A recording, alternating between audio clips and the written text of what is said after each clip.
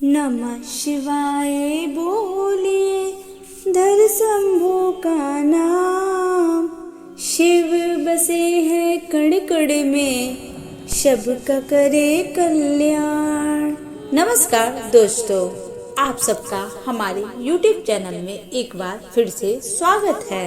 आज के इस वीडियो में सब जानेंगे आश्विन मास के कृष्ण पक्ष का प्रदोष व्रत कब किया जाएगा, साथ ही त्रयोदशी तिथि कब से कब तक रहेगी, प्रदोष काल क्या रहेगा, प्रदोष व्रत की पूजा विधि, प्रदोष काल का शुभ मुहूर्त, साथ ही हम आपको प्रदोष व्रत की कथा भी सुनाएंगे। यह सब हम आपको इस वीडियो के जरिए बताएंगे। वीडियो के अंत तक आप सब बने रहिएगा। हमारा वीडियो कैसा लगा हमें कमेंट बॉक्स में जरूर बताइएगा। वीडियो को लाइक करिएगा और कमेंट बॉक्स में ओम नमः शिवाय अवश्य लिखिएगा। अगर आप हमारे चैनल पे नए हैं तो हमारे चैनल को सब्सक्राइब जरूर कर लीजिएगा। अगर आप भोलेनाथ के सच्चे भक्त हैं तो भोलेनाथ की कृपा आप सब पर अवश्य बनी रहेगी। आइए जानते हैं प्रदोष व्रत से जुड़ी कुछ महत्वपूर्ण बातें।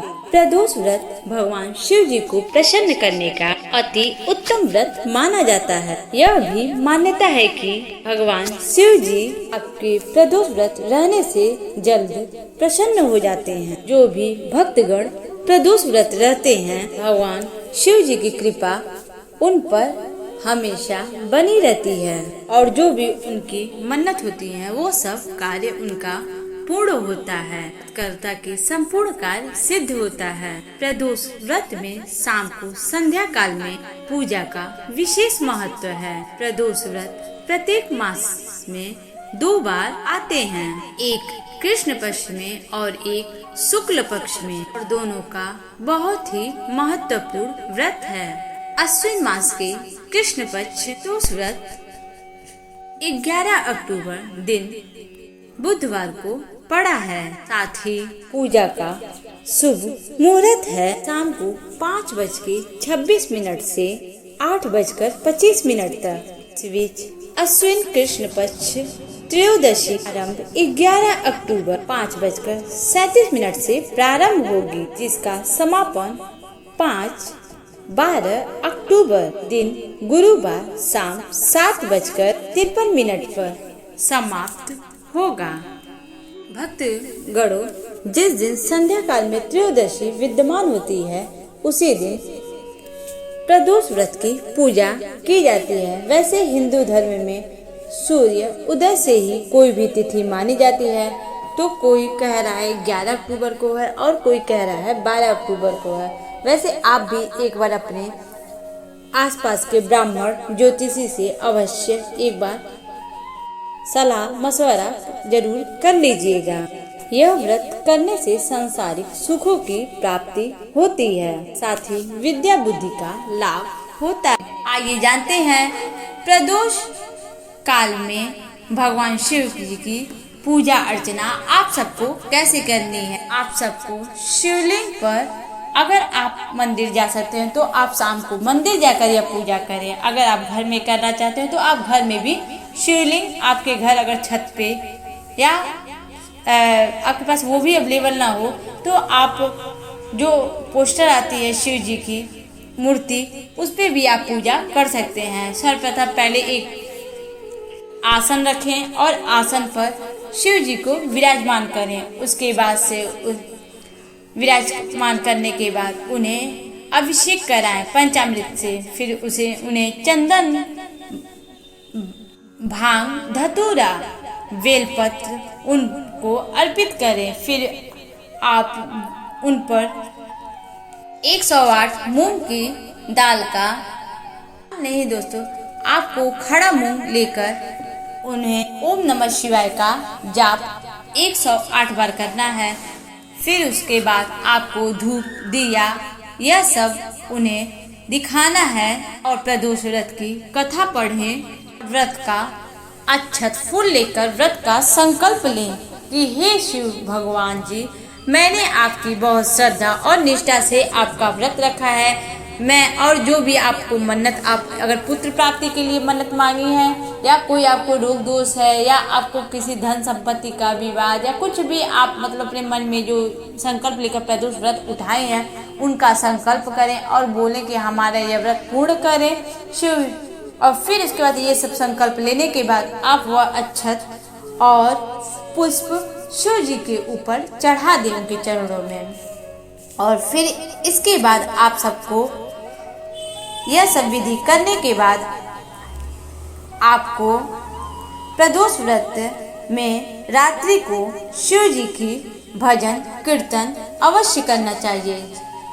आप ज़्यादा देर आपके पास समय ना हो तो आप आधे घंटे तक अगल बगल के आस पड़ोस से कुछ औरतों को लेकर भजन कीर्तन करें। अगर आप वो भी आपके पास व्यवस्था ना हो पाए तो अपने घरों में ही अकेले शिव जी की एक दो गीत अवश्य गाकर उनको शिव जी को प्रसन्न करें। आप सबको पता होगा जैसे एकादशी भगवान विष्णु जी को बहुत ही प्रिय होता है और यह स्वयं विष्णु जी के लिए यह व्रत एकादशी रहा जाता है। वैसे ही प्रदोष व्रत भगवान शिव को बहुत ही अति प्रिय है।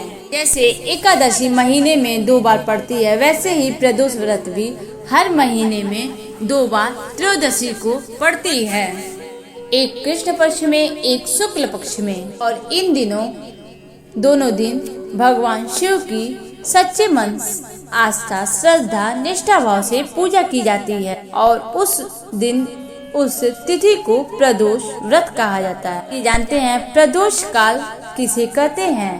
प्रदोष काल उसे कहते हैं जब रात्रि आ रहा हो और सूर्यास्त जा रहा हो तो बीच का जो समय होता है वही प्रदोष काल कहलाता है और इसी में भगवान शिव की पूजा अर्चना की जाती है।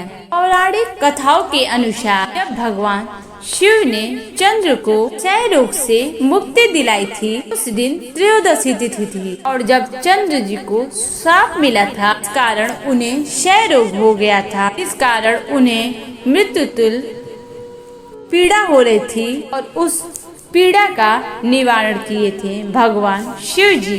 साथ ही शिव शंकर जी की कृपा से चंद्रदेव मुक्त हो गए थे, इसलिए त्रयोदशी के दिन इस व्रत को किया जाता है। तभी से प्रदोष व्रत मनाया जाता है। जैसे चंद्रदेव की पीड़ा कष्ट भगवान शिव जी ने हर ली थी वैसे आप सभी भक्तगणों का जो भी कष्ट पीड़ा रोग दोष पुत्र कामना हो वह सब भगवान शिव जी आपकी फल मन चाहा जो भी आप मांगेंगे वह प्रदान करेंगे, इसलिए यह व्रत किया जाता है। प्रदोष व्रत को लेकर जो पौराणिक तथ्य जो सामने आता है उनके अनुसार कहा जाता है चारों तरफ अधर्म होगा, अनाचार का एक अधिकार होगा, दुष्ट शक्तियाँ हावी हो जाएंगी,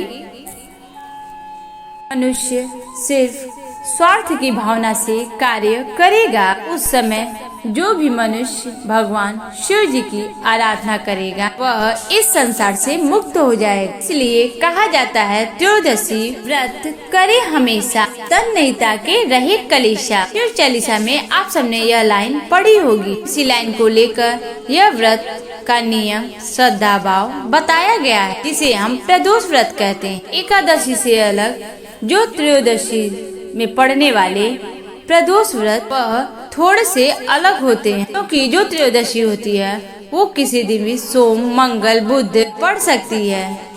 तो जिस दिन वार को प्रदोष व्रत पढ़ता है उसका नाम अलग होता है। रविवार को प्रदोष व्रत पढ़ने वाले भानु प्रदोष कहते हैं। यह व्रत आयु वृद्धि और स्वास्थ्य के लिए किया जाता है। सोमवार को पढ़ने वाले प्रदोष व्रत को सोम प्रदोष कहा जाता है। ये अच्छे स्वास्थ्य के साथ साथ इच्छाओं की पूर्ति के लिए किया जाता है। मंगलवार को पढ़ने वाले प्रदोष व्रत को भौम प्रदोष कहा जाता है। अच्छे स्वास्थ्य के साथ साथ असाध्य रोगों से मुक्ति दिलाता है। बुधवार को पढ़ने वाले प्रदोष व्रत को सौम्य प्रदोष व्रत कहा जाता है। ये कामनाओं की पूर्ति के लिए किया जाता है। गुरुवार को पढ़ने वाले प्रदोष व्रत को गुरुवार प्रदोष व्रत व्रत करने से शत्रु का नाश होता है। शुक्रवार को पढ़ने वाले प्रदोष व्रत को भृगुवार प्रदोष व्रत, इसे करने से सौभाग्यवती का वर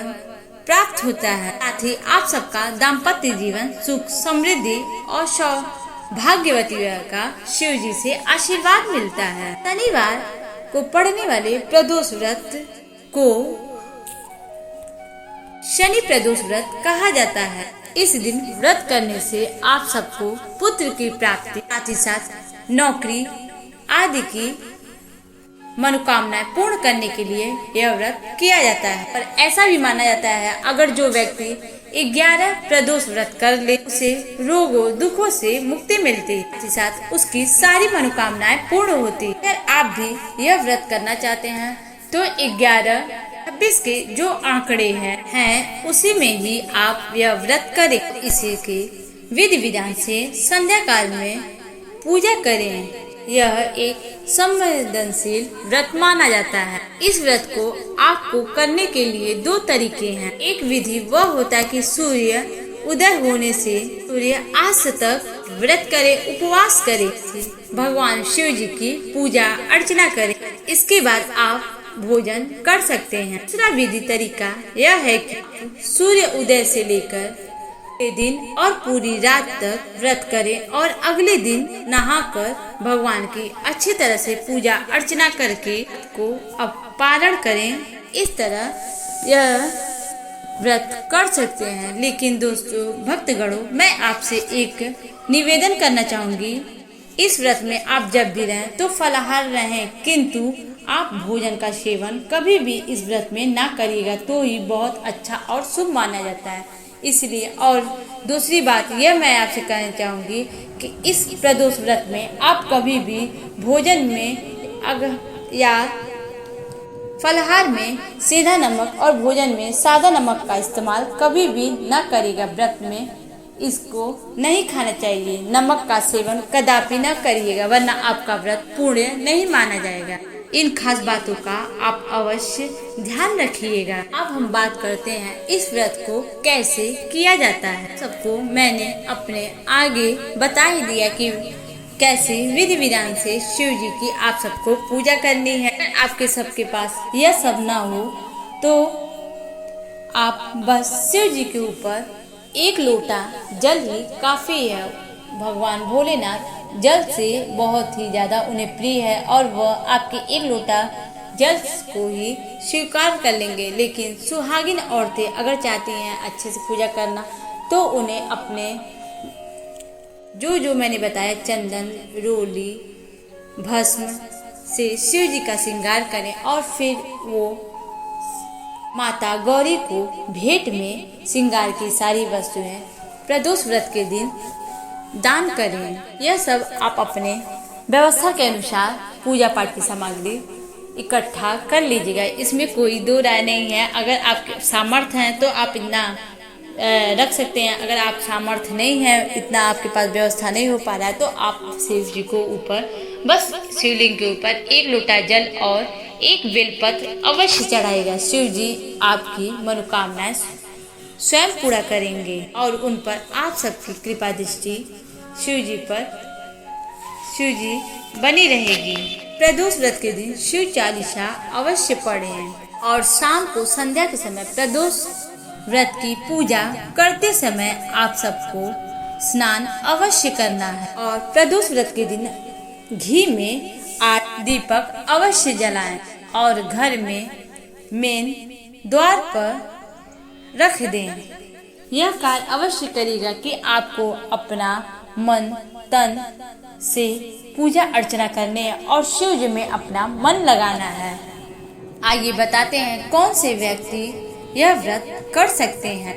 हमारे शास्त्रों में बहुत ही ज्यादा सराहा गया है प्रदोष व्रत को लेकर, क्योंकि जो व्यक्ति बहुत ही ज्यादा कष्ट पीड़ा में है, किसी रोग को लेकर और किसी महिला को संतान नहीं हो रहा है या किसी की दाम्पत्य जीवन खुशहाल नहीं है, उनके घर में कलह कलेश है, किसी बच्चों को नौकरी नहीं मिल रही है, तो यह व्रत वह लोग कर सकते हैं। जैसा कि कथा के अनुसार इंद्र जी को क्षय रोग हुआ था, तो उन्हें मुक्ति दिलाने के लिए शिव शंकर जी ने उनकी मदद की थी।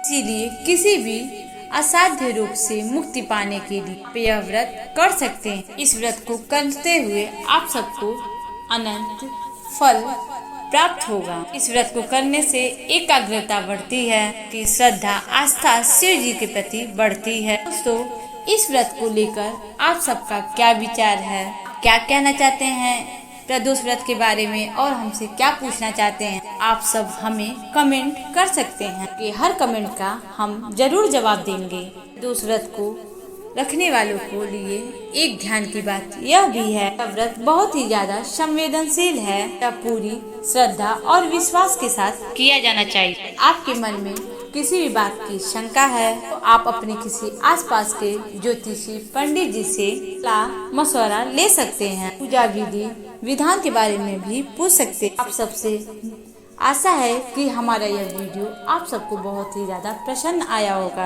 आप सबको हमारा यह वीडियो अच्छा लगा हो, आप इसे लाइक और शेयर कर सकते हैं। चैनल पर अगर आप नए आए हैं तो हमारे चैनल को सब्सक्राइब जरूर करें। अगर आप कुछ कहना चाहते हो तो हमें कमेंट बॉक्स में कमेंट कर हमसे पूछ सकते हैं। आपके एक लाइक और एक कमेंट से हमें बहुत ही ज़्यादा प्रेरणा मिलती है और खुशी होती है कि हमारा यह वीडियो बनाना सफल हो गया है। इसलिए आप सबसे निवेदन है कि हमारे चैनल को सब्सक्राइब करिएगा, बेल आइकन जरूर प्रेस कीजिएगा। मिलते हैं एक अगले वीडियो में, तब तक के लिए ओम नमः शिवाय।